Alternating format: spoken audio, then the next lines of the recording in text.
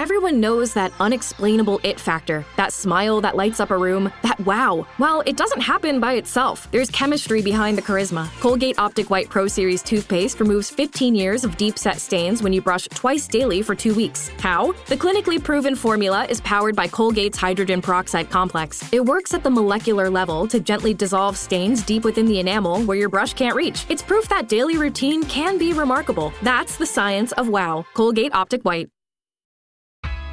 This episode is brought to you by State Farm. Listening to this podcast instead of doom scrolling? Smart move. Another smart move?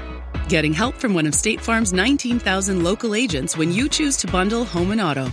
Bundling, just another way to save with the Personal Price Plan. Prices are based on rating plans that vary by state. Coverage options are selected by the customer. Availability, amount of discounts and savings, and eligibility vary by state.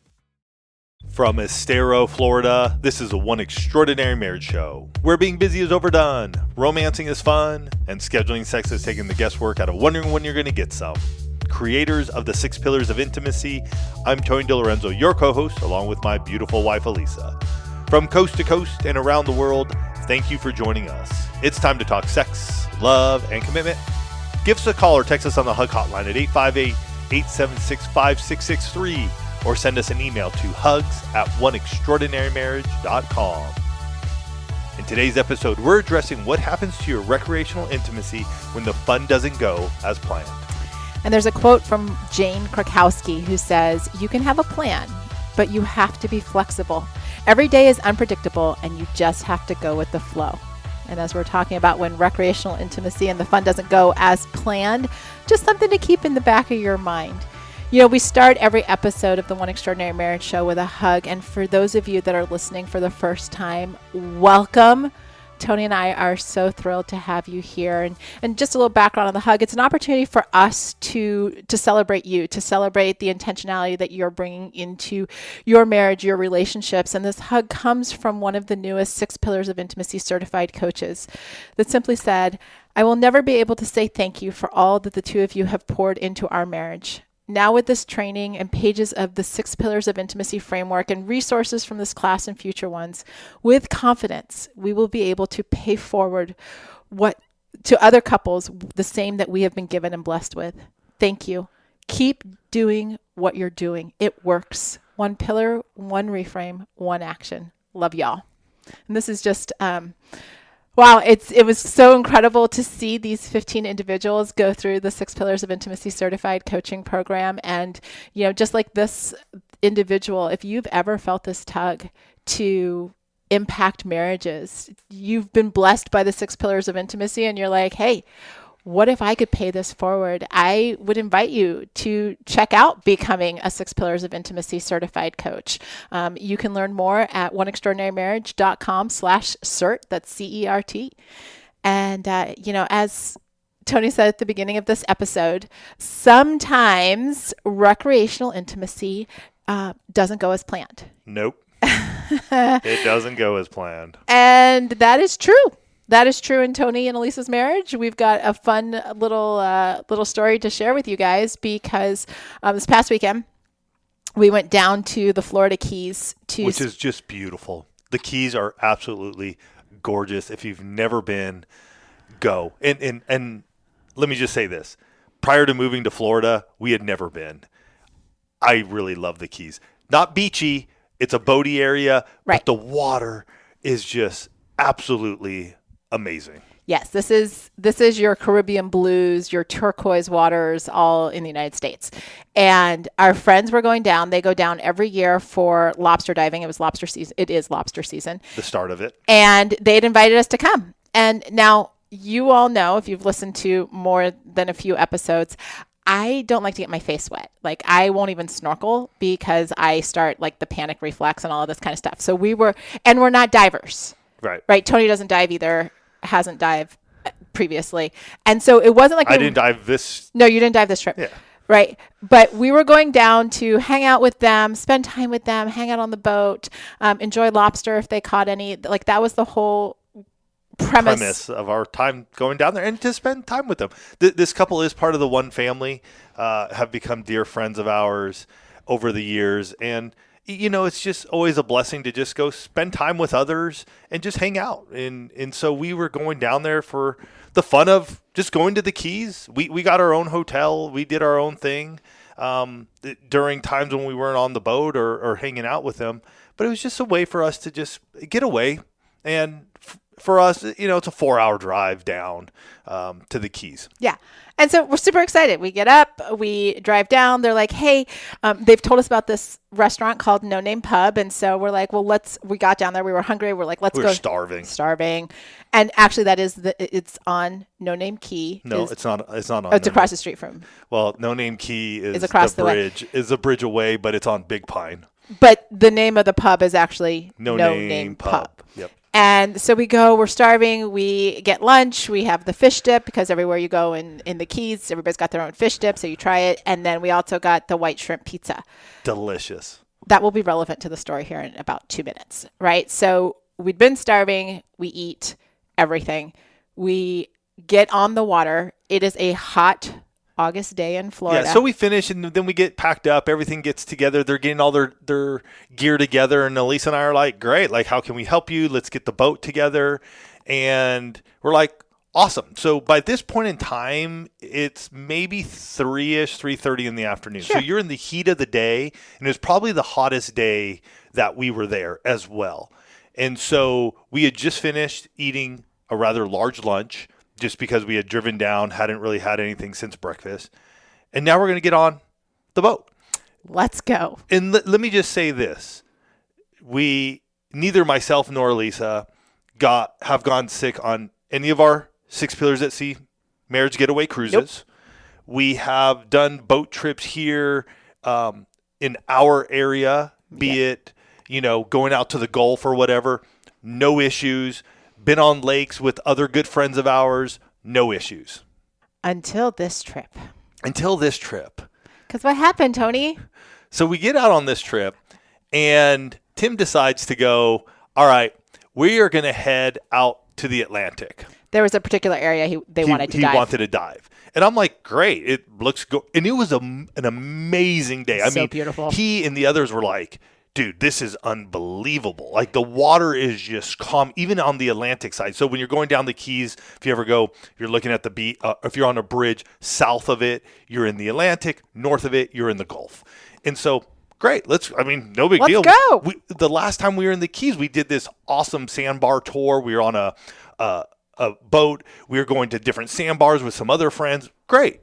We get out there, and it's hot. And Elisa and I are not diving. So we're on the boat, and the other two couples that we were with, they were both planning to dive. Yes. So one's diving in, and then we're trolling. You're following them as they're going along, and it's about he was saying anywhere from about 30 minutes to an hour, just depending on oxygen. Well, I'm just sitting there, and I'm like, oh boy, it's not working. This isn't working. And yes, I'm looking at the horizon. Yes, I can see land. I am looking. I am staring at it. I am drinking water. All the things. And yet, for those of you who have gone seasick or have seen somebody get seasick, you know that feeling. Your mouth just starts getting watery. And you're like, nope, this isn't happening. I'm going to try to cool off. I'm going to relax. But your mouth just keeps getting a little more watery. Your stomach starts turning. You can feel the retch coming. Okay, you don't have to describe in such detail. People are listening to this show. Suffice it to say, because I don't need to hear it. Elisa's like, oh gosh, I did get sick on the boat with you. Now I am. Yeah. But anyways, it got to the point where I spew. And all of lunch, it's gone. And it wasn't good at all. And yet, you know what? I was a trooper.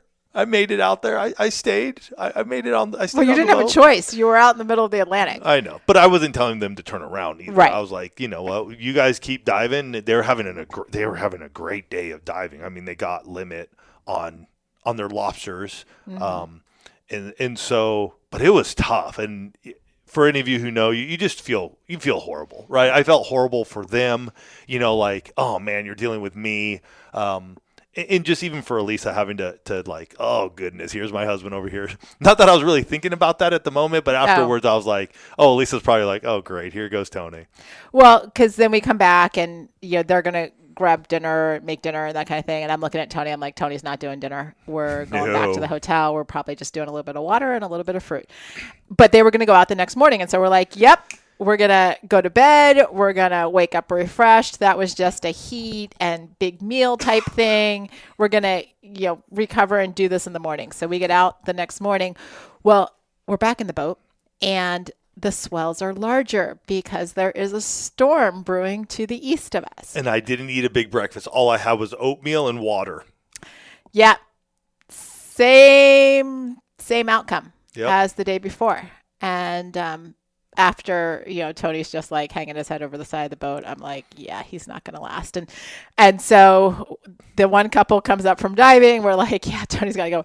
It was actually a blessing that Tony couldn't hang on the boat because those swells though on that second day. That was rough. They for me on this smaller boat, we were going and I was like, oh, again, looking at the horizon, luckily that one wasn't as bad as the first one just because I basically at that point in time, I only had water in my gut. Yes. But coming back in, we outran the storm that downpoured right after we got back in the marina. Beautiful storm. And coming in, we also got to help tow a boat that had run out of gas. So it was a blessing in disguise. I don't know if they run out of gas, but something else happened to their boat. Yeah. But that was the scenario. And so day 3, when they're like, hey, you guys want to do this again? And, the water should be like I'm like, nope. We have come to the end of our trip. Actually being out on the boat, because it's one of those things where sometimes, you guys can plan and you've done it yourselves where you've planned this like incredible weekend, right? You've taken care of all the details. And then you get to this place where you're like, oh shoot, that's not going to go as we thought it was going to go.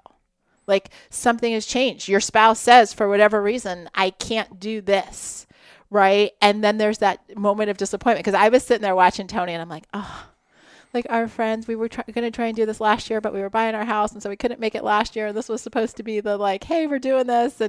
And they're feeling bad because Tony feels bad. And I'm feeling bad because Tony feels bad. But fortunately, I was so thrilled, you guys. My gag reflex did nothing. I could sit there and just be like, that's him, not me. But there was a disappointment. No care taken by my wife for me at all. You did not want me to touch you. I did put ice water on your neck. I know you did. And even that, I was like, do not touch me right now. Right. I was I'm kidding, babe. Giving you space to do what you got to do. Because, but you have those moments, right? Where the thoughts start to percolate of like, how much I was looking forward to this, or, we came all this way. I mean, we drove 4.5 hours, right? What are we going to do now? Might be another question. And so you can have what was supposed to be and had so much expectation around your recreational intimacy being this point of connection. And you're staring at it going, oh shoot, I feel so disconnected right now. And this can happen on a drive. It could be happening, you drive or you fly to a destination. We've seen it before. I've seen it before. People go to Mexico or the Caribbean or whatever, and they get out to these resorts. And the first day they're there, they're fried like lobsters. Oh, because of the sun. Because of the sun. And you honestly get, like sun sickness. Or I've seen it, and probably many of you have too. You go to these all-inclusive places, and you think you're going to have a couple of drinks, and before you know it, one of you has had way too much, and the heat has impacted you, which creates this, my goodness, like, what are you doing? Right. Like, we were supposed to have some fun together, or maybe you do go out on an excursion, and it doesn't go as planned. Maybe you do want to go snorkeling, and your spouse can't get into the water, which I've been on boats. I've been on boats like that too, and I haven't gotten sick. But that's true. I know. That's what I'm saying. When we were in Mexico 3 years ago for our marriage getaway. Yeah. But those things can happen to each and every one of us, and it could be different things. Who knows what it could be from, but the expectation we had prior to leaving now changes. Right.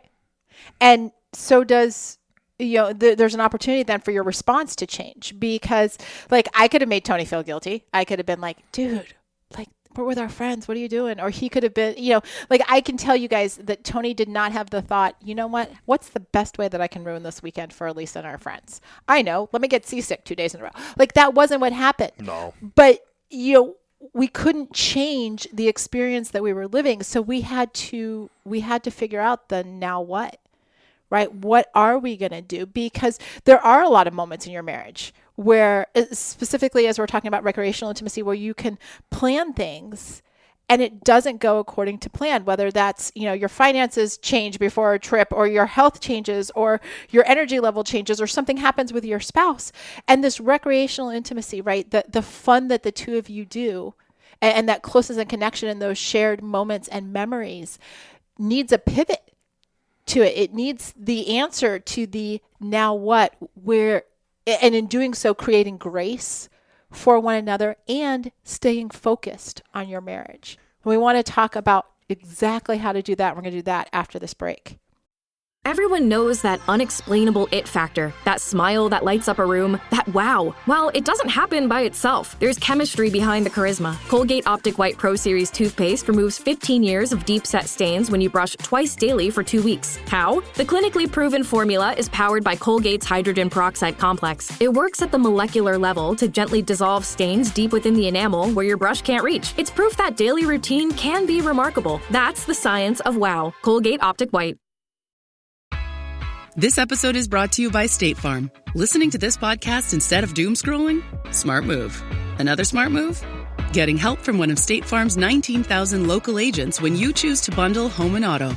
Bundling, just another way to save with the Personal Price Plan. Prices are based on rating plans that vary by state. Coverage options are selected by the customer. Availability, amount of discounts and savings, and eligibility vary by state.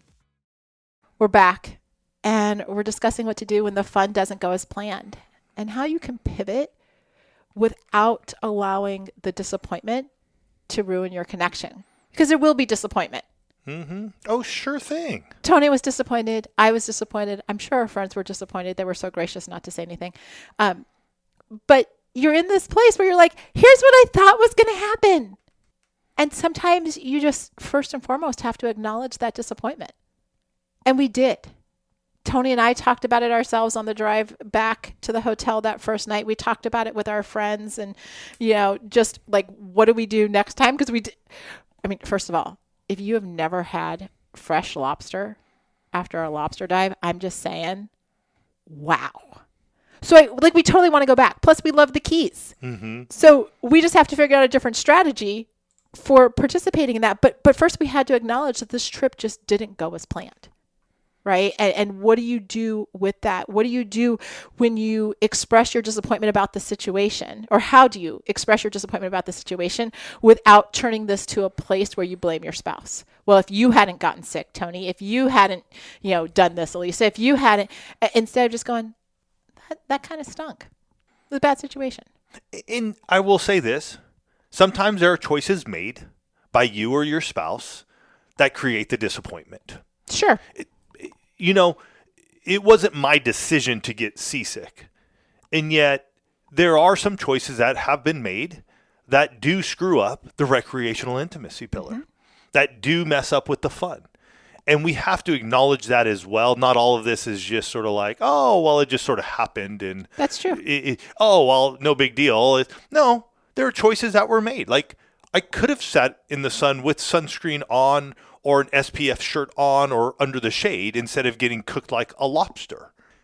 Oh, you're talking about like on another trip. Yeah, yes, I'm just saying that those are choices instead of, that are made that create disappointment in one or both of the spouses because of the change in expectation of what we were going to do. Because you get cooked like a lobster, and then the next day you have an excursion that you're going to go ATVing, and you have to either cancel it or maybe try to reschedule it. And that creates financial issues because now you may not get the deposit or whatever. You know what I mean? So let's be clear. Sometimes when the fun doesn't go as planned, those are choices that we make. Well, and what I would say to that is the spouse, if that's the case, the spouse that created the situation needs to take personal responsibility. It's not about putting blame. It's, hey, I made choices to sit in the sun. I made choices to drink. I made choices to spend this money. I own it, because it's disarming when somebody owns their stuff instead of just being like, well, that happened. Yeah. Right. And so that's a tough thing to do, by the way, to own it, to be able to say, hey, I screwed up.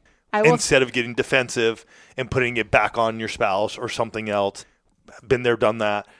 I'm just saying some things will happen that are out of your control. I think there's two things as we're talking here. There are two places that we come here. There are things that happen out of your control. Mm-hmm. Your flight gets delayed. That means you miss your connecting flight. That means you miss getting into the resort or where you need to be by 6 hours. That wasn't a choice either of you made. But it can be disappointing, and it can create some unmet expectations. That's that. You get sick. Like you get food poisoning. That wasn't a choice you made. You ate something at the resort or on the cruise or whatever. And then there's the other side of it where we do make some choices that cause us to not have the fun that we had planned. Well, and that's where an apology or acknowledgement goes a really long way to, like if our goal is as extraordinary couples is intimacy, closeness, and connection, the apology brings you much closer to the closeness and connection that was the goal of the trip, the goal of the event, the goal of the adventure, whatever you want to say, than defensiveness. Mm-hmm. Yeah. As hard as it is to say, if our goal is intimacy, then we step into that by acknowledging the disappointment and our role in it. You also have to know when to call things, right? Like Tony and I tried to push through, right? We did day 1, seasick, day 2, seasick. When they invited us for day 3, Tony was like, I not this trip. Yeah. And I knew we were driving back home and I just couldn't handle feeling crummy and driving home, and the trip home took us about an hour and a half, 2 hours longer, just because it's a Sunday afternoon. You're getting off the keys, and everybody else is too, and so we had to call it. But at the same time, we still were able to hang out with them and have lunch and enjoy a great time with them, and I felt good because I could be like actually present and have a good conversation and enjoy the food and all of that, and it was okay. And even the second time that I got sick, I want to share two things there. Is one, I felt very bad. And so I did apologize. And everybody was very cool about it. Like, you don't go onto a boat thinking you're going to get sick. But I did want to recognize that everybody understand, like, I felt bad. Mm-hmm. And so I said I was sorry. And we called it that day too, just to get some rest.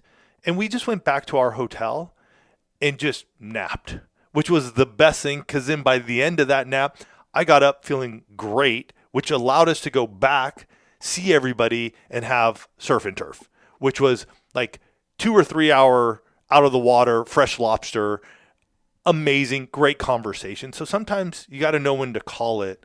And I was blessed that Elisa was like, yeah, cool. Like, no worries, no problem.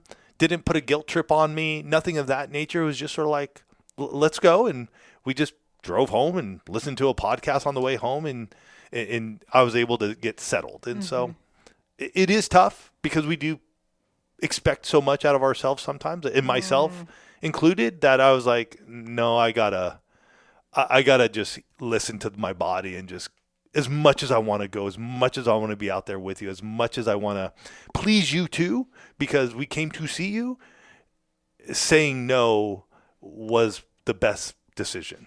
Yeah. And that's, sometimes you have to realize that your marriage is more important than what the activity is. Mm-hmm. Right. And that trying to push through, if one spouse is going to be miserable for whatever reason, that it's a choice. Yeah. Right. Again, if we're working to have extraordinary marriages that have deep intimacy, then sometimes we have to make different choices to let go of maybe an activity in order to preserve the relationship. And it's something to think about. And so you can get into this place where you've acknowledged your disappointment, you've made the decision on what to call it, but then you step into this next phase of this where you're like, okay, well, what can we do instead?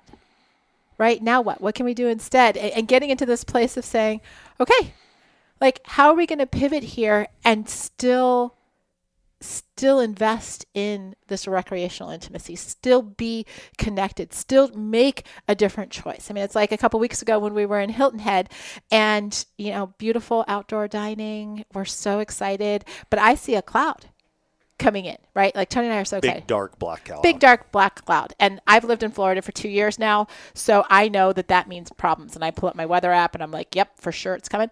And I ask our waitress, beautiful young woman there in South Carolina, and I say, if that cloud comes over this spot, where do we go? Because we're eating outside and your restaurant is packed. She goes, I don't think it's coming. Let's pray that it doesn't.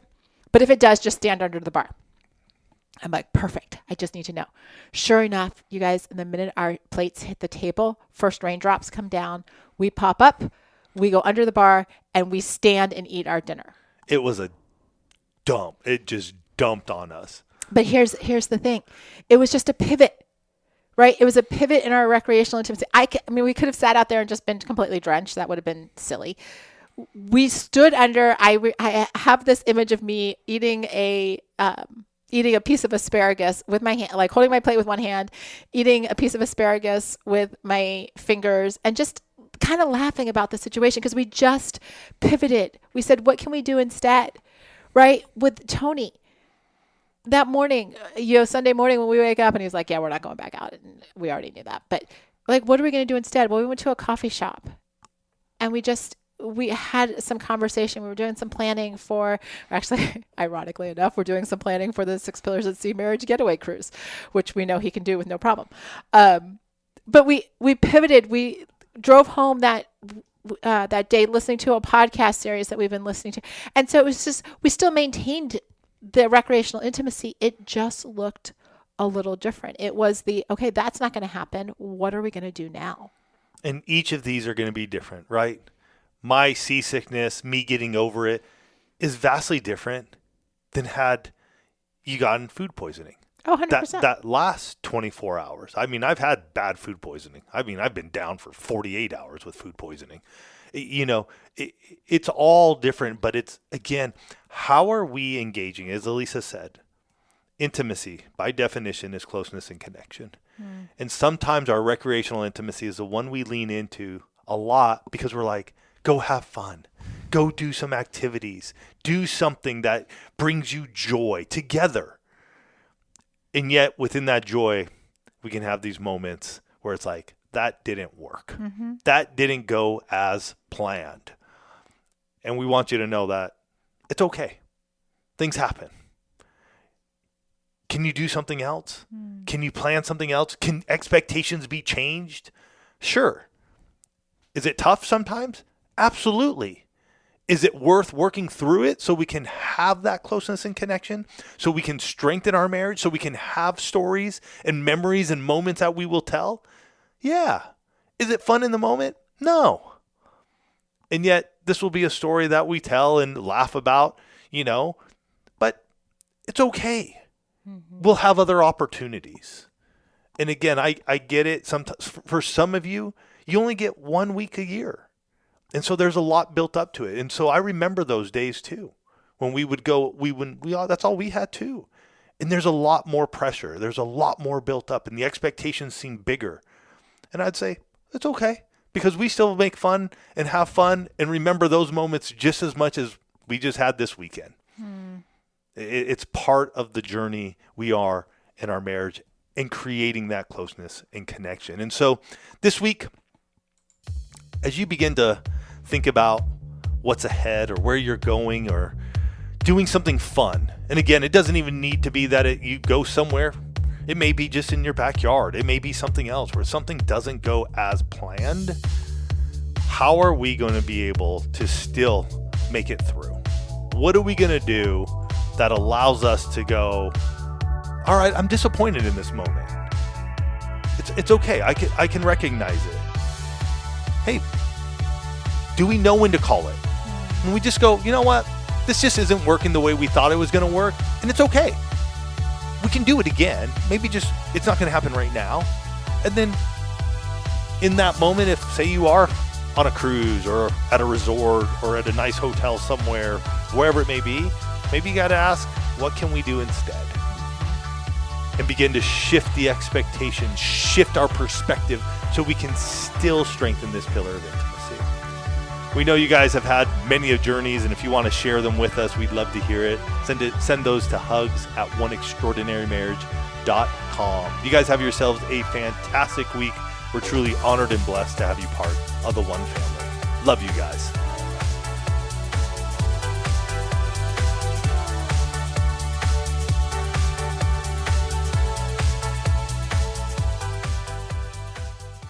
You're listening to this podcast, so I know you've got a curious mind. Here's a helpful fact you may not know yet. Drivers who switch and save with Progressive save over $900 on average. Pop over to Progressive.com, answer some questions, and you'll get a quick quote with discounts that are easy to come by. In fact, 99% of their auto customers earn at least one discount. Visit Progressive.com and see if you can enjoy a little cash back. Progressive Casualty Insurance Company and Affiliates. National average 12-month savings of $946 by new customers surveyed who saved with Progressive between June 2024 and May 2025. Potential savings will vary.